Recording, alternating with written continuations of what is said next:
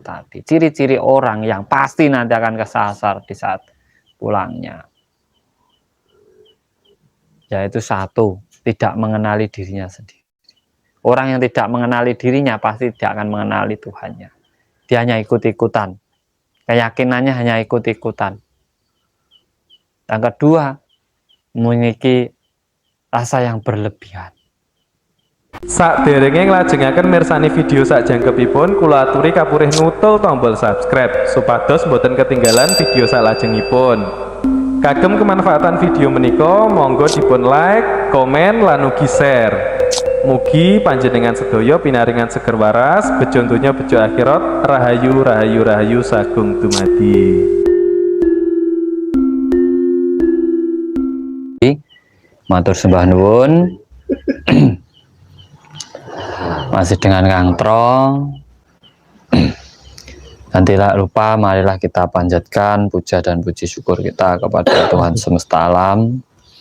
Rasa hormat dan bakti kita kepada kedua orang tua kita yang telah mengandung, melahirkan, membesarkan kita hidup di alam semesta ini. Tidak lupa kepada leluhur-leluhur kita, guru-guru kita, sesepuh bini sepuh yang banyak memberi pencerahan dalam kehidupan kita. Pada kesempatan kali ini saya mengambil tema tentang ciri-ciri orang yang akan kesasar jiwa atau sukmanya. Biasanya orang-orang seperti ini itu banyak maunya pada hidupnya, banyak angen-angennya, banyak yang ingin diraih dalam hidupnya,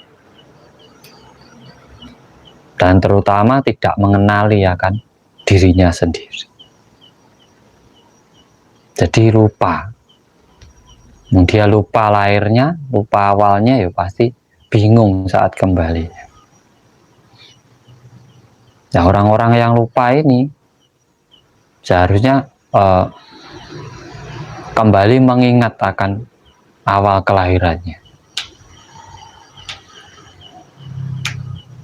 Jadi kita kembali menggali. Dengan mengenali diri itu sebenarnya kita menggali kembali tentang kelahiran ataupun awal mula penciptaan kita sendiri. Terima kasih buat teman-teman semua yang sudah hadir. Salam rayu, salam persaudaraan dari Kang Tro. Dibantu like, subscribe, dan share-nya untuk membantu perkembangan channel ini ke depannya. Ciri-ciri yang paling pokok, yang pertama yaitu tadi, dia dalam hidupnya tidak mengenali dirinya sendiri, lupa akan penciptaannya. Ini orang-orang ini di saat nanti mati juga akan kebingungan juga. Jiwa dan sukmanya itu akan tidak tentu arah, bisa nempel di kayu, di batu, gara-gara tidak mengenali dirinya sendiri. Karena orang-orang yang mengenali dirinya ya jelas mengenali Tuhannya. Monggo yang mau bertanya, nanti tak jawab satu persatu. Jadi pertama, ciri-cirinya itu tidak mengenali dirinya sendiri. Bisa dibilang kehilangan jati diri. Itu ciri-ciri yang nanti di saat kembali pasti akan kesasar. Jiwa dan sukmanya pasti akan kesasar. Walaupun dia pinter, walaupun dia pandai, mempunyai keyakinan, tapi di saat dia tidak mengenali dirinya, lupa dengan jati dirinya, dia pasti akan kesasar. Yang kedua, orang-orang ini belum mampu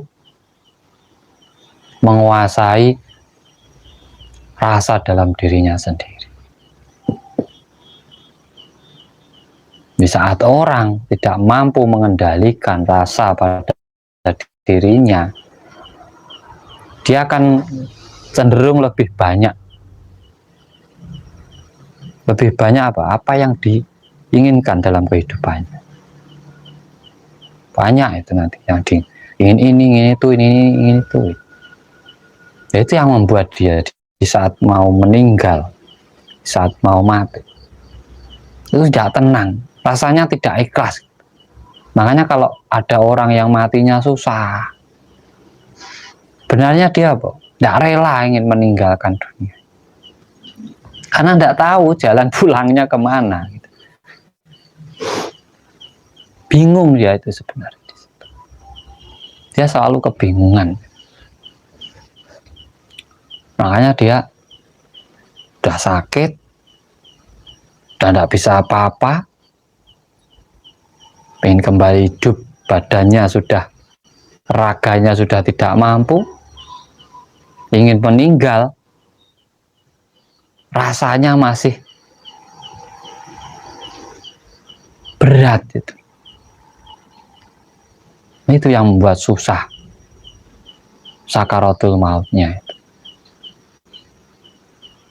itu nanti juga akan kesasar juga. Dia tidak tahu kemana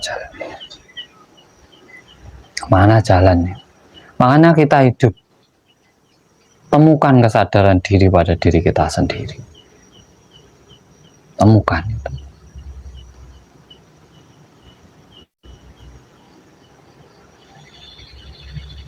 Nah, di situ kita harus apa? Memahami ilmu ketuhanan itu dengan kesadaran diri. Tidak bisa ditulis, tidak bisa dihafalkan. Hanya kesadaran diri yang bisa menembus ilmu ketuhanan. Karena apa? Di saat orang sadar dengan dirinya, dia sadar dengan penciptaannya, sadar dengan awal kejadian raganya, dari mana raganya berasal, maka dia akan tahu raganya kembalinya kemana, dan jiwanya dari mana, silsilahnya, leluhurnya, ya pastinya dia tahu kemana lagi kembalinya. Nah, di situ. Dan orang-orang, ciri-ciri lagi yang akan sasar jalan pulangnya itu hanyalah orang-orang yang dalam hidupnya itu hanya memburu kesenangan pada dirinya sendiri, merasa paling baik sendiri, pengen dipuji orang lain, memaksakan kehendaknya ke orang lain.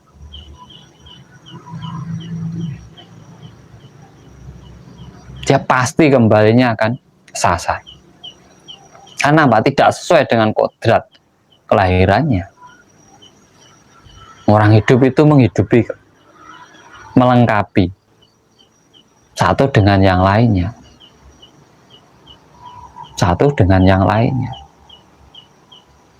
Nah, di saat dia hanya memaksakan kebenarannya sendiri kepada yang lainnya, berarti dia tidak menghargai yang lainnya juga. Padahal dia lahir dibantu orang lain, dia mati juga diantar orang lain. Dia nanti pasti bingung. Pasti bingung. 3 itu saja itu bisa mewakili. 1, tidak mengenali dirinya, tidak mengenali jati dirinya, tidak tahu penciptaannya, selalu berlebihan dalam hidupnya, dan selalu memaksakan kehendaknya kepada orang lain. Itu bisa mewakili. Dia sudah tidak mengenali kodratnya. Sebagai manusia harusnya bagaimana? Tujuannya hidup apa? Kenapa dihidupkan? Itu sudah tidak sadar. Orang-orang seperti itu tidak sadar. Dia hanya merasa dirinya paling sempurna, paling baik sendiri, sehingga lebih senang berdebat dengan orang lain. Terus senangnya cuma berdebat. Agar apa? Agar dibilang paling baik, dibilang paling sempurna. Dong, orang itu menyalahkan orang lain itu paling mudah kok. Menyalahkan diri sendiri itu susah. Membenahi orang lain itu juga paling mudah. Membenahi diri sendiri paling susah. Mengajari orang lain juga paling mudah. Di saat kita mengajari diri kita sendiri itu juga susah. Nah, disitulah nanti yang membuat orang itu di saat kembali itu paling susah. Makanya ilmu sangkan paran dumadi ini susah. Bukan sekedar dari Tuhan kembali ke Tuhan. Ya kalau kita tidak tahu wujud bentuk, terus kita mau kembali kemana? Bingung akhirnya. Makanya perlu pemahaman, perlu pendalaman di saat kita mengkaji sesuatu. Agar apa? Kita benar-benar paham, benar-benar tahu tentang apa yang ingin kita lakukan dalam hidup kita itu. Benar-benar tahu gitu. Kita hidup, ada yang menciptakan, ada yang menghidupi. Yang menciptakan kita, raga kita dari seluruh unsur alam. Dan kita tercipta di kandungan, kita dibentuknya di situ, di kandungan dua orang tua kita. Nah, sebelum di alam kandungan, kita ada di alam mana? Di situ kita ada berada di alam rasa. Karena apa? Di saat penciptaan itu kita memakai rasa dari ibu dan bapak. Ini rasa kasih sayang, ada hawa nafsu, akhirnya penciptaan. Tapi sebelum di alam rasa, kita di mana? Kita di angan-angan. Kalau bisa dibilang alam khayangan, angan-angan. Nah, kita bisa kembali ke alam angan-angan ini atau pemikiran kita itu bagaimana? Ya, berarti dalam hidup kita harus mencipta sebuah sejarah, mencipta sebuah sejarah untuk kehidupan kita.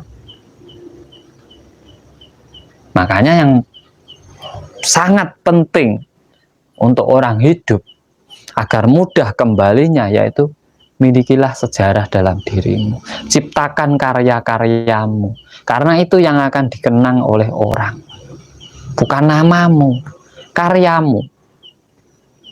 Nama itu terakhir di batu nisan, itu nama.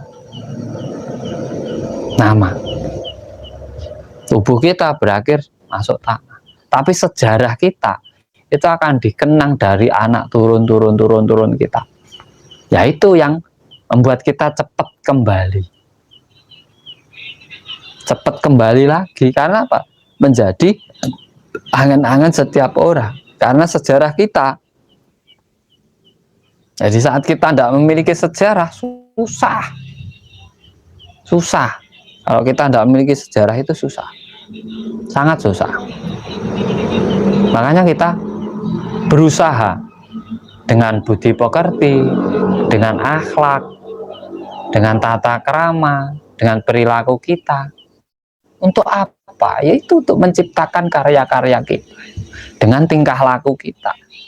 Makanya ukuran pertama itu tingkah laku kita. Bagaimana tingkah lakumu itu yang menentukan perjalananmu setelah meninggal. Karena itu yang paling pertama ditanyakan.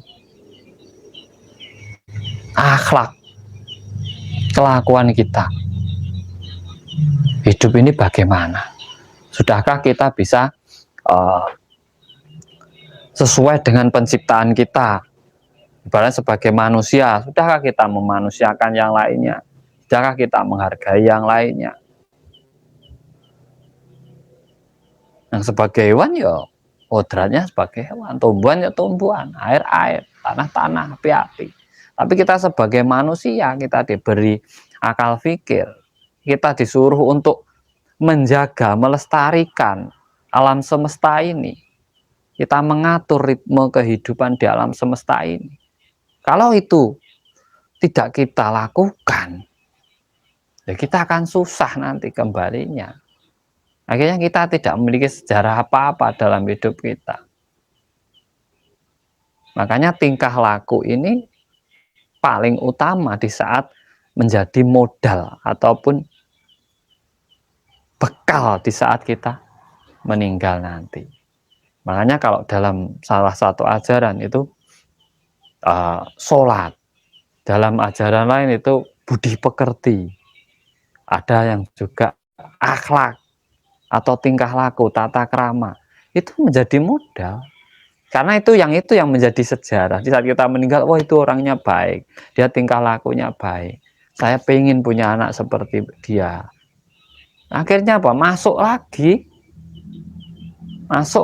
ke alam pertama ini, dari alam suwung, alam angen-angen, masuk ke rasa, dari rasa masuk ke kandungan, dari kandungan lahir lagi ke dunia. Lah nanti di dunia membuat sejarah biar dapat diangan-angan orang banyak, dikenang oleh orang banyak. Akhirnya bisa terus berputar, cokro manggilingan.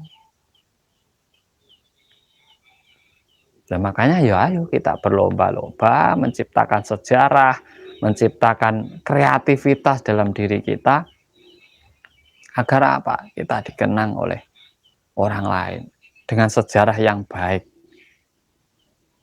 dengan tingkah laku yang baik, agar kita tidak kesasar di saat kita meninggal nanti. Ya kalau kita kesasarnya itu masih dalam kandungan manusia lah, kalau kita kesasarnya ke hewan, ke tumbuhan, nah kita yuk susah kita jadi hewan itu susah, jadi tumbuhan apalagi mau ndak mau seumur-umurnya dia hanya di situ saja, nggak bisa pindah kemana-mana.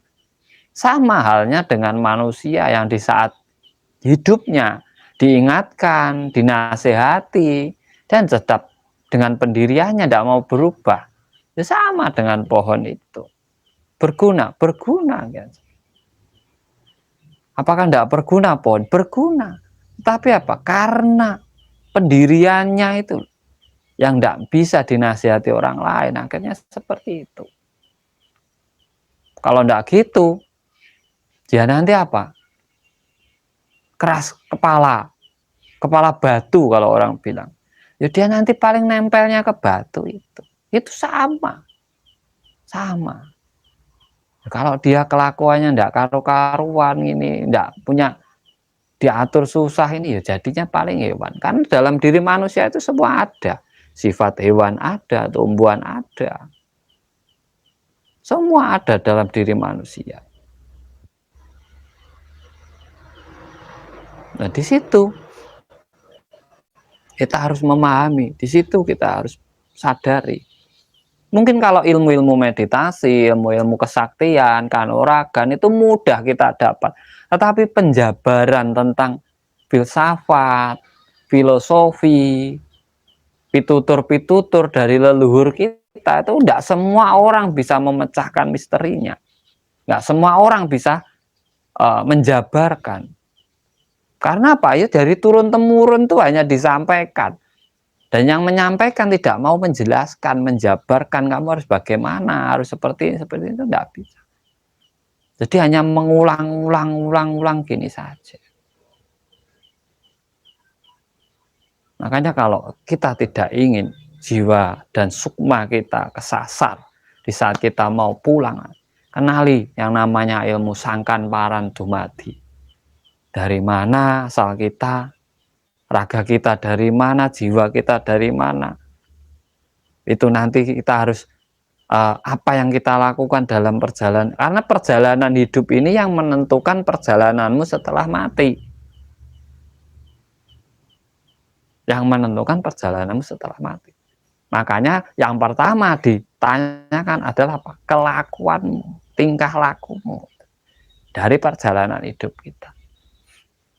Karena ini jembatan, nggak bisa dilewati. Ini jembatan. Kalau kita tidak hati-hati, kita bisa jatuh. Kita bisa jatuh. Hati-hati pun kadang bisa terjatuh, apalagi tidak hati-hati kan.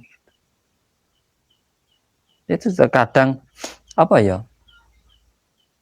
Mudah digampangkan gitu sama orang. Gampang lah. Jadi inilah.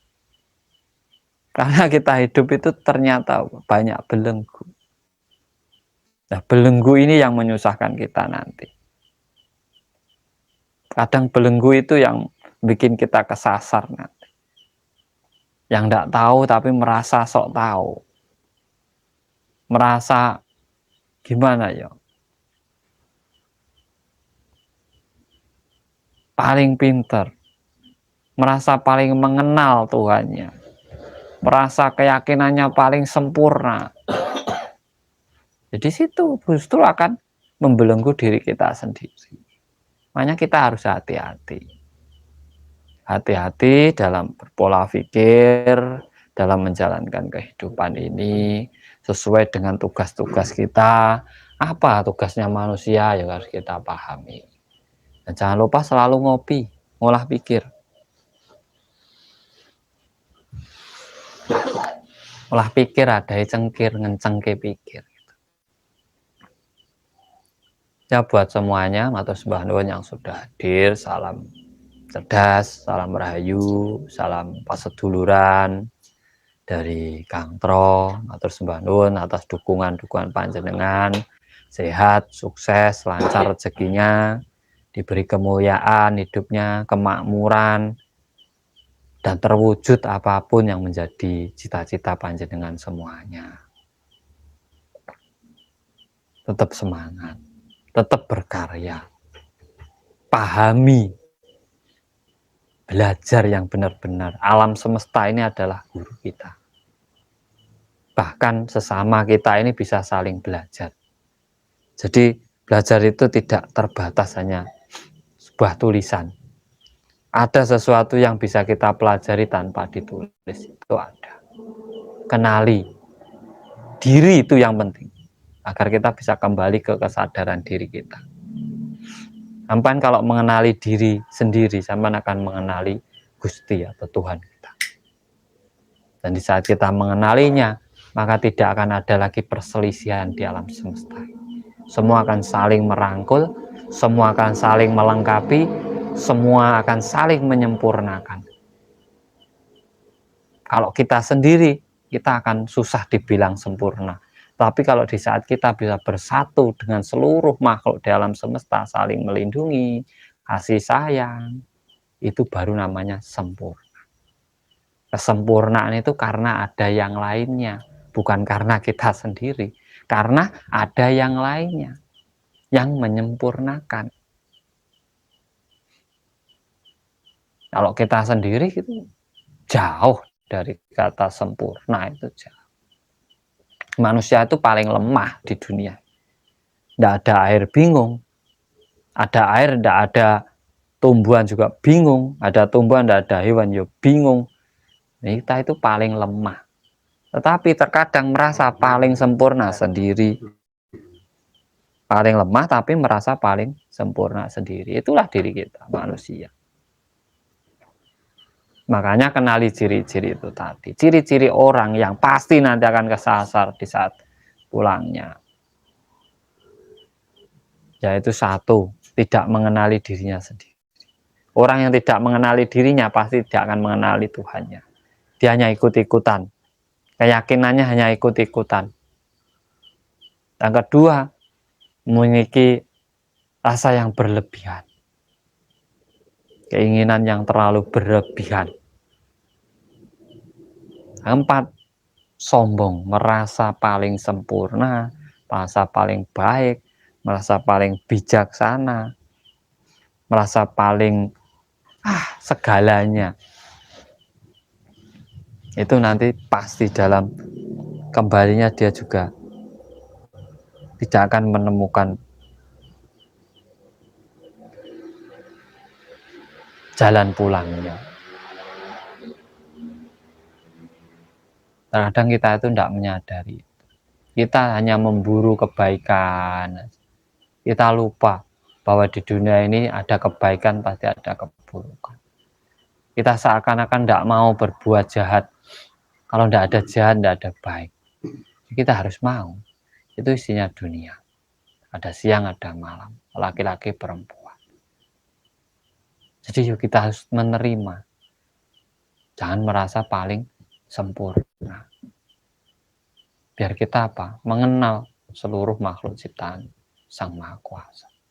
Saat kita bisa bersinergi, kita bisa mengenal, saling memahami, maka kata sempurna itulah jadi pelengkap di mana kita bisa manunggal dengan semuanya, saling memberi, saling melengkapi, saling menyayangi, saling melestarikan, saling menjaga. Di situ sebenarnya puncaknya manunggaling kaulo. Ilmu sangkan paran dumadi itu berkaitan dengan manunggaling kaulo. Orang yang sudah manunggal pasti tahu sangkan paran dumadi. Orang yang tahu sangkan paran dumadi pasti bisa manunggaling. Terima kasih dari teman-teman semuanya sudah selalu stay di Maarifat Jawa Channel. Semoga selalu diberi keberkahan oleh Tuhan Yang Maha Kuasa. Saya sendiri juga tidak bisa live lama-lama, kita hanya berbagi saja. Semoga kita selalu tunjukkan pencerahan.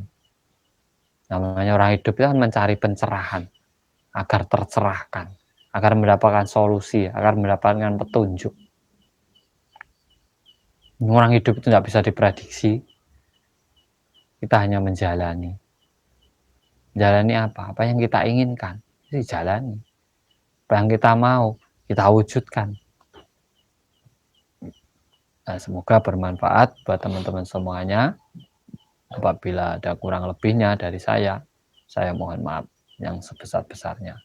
Terima kasih. Salam cerdas, salam rahayu, sehat, sukses selalu.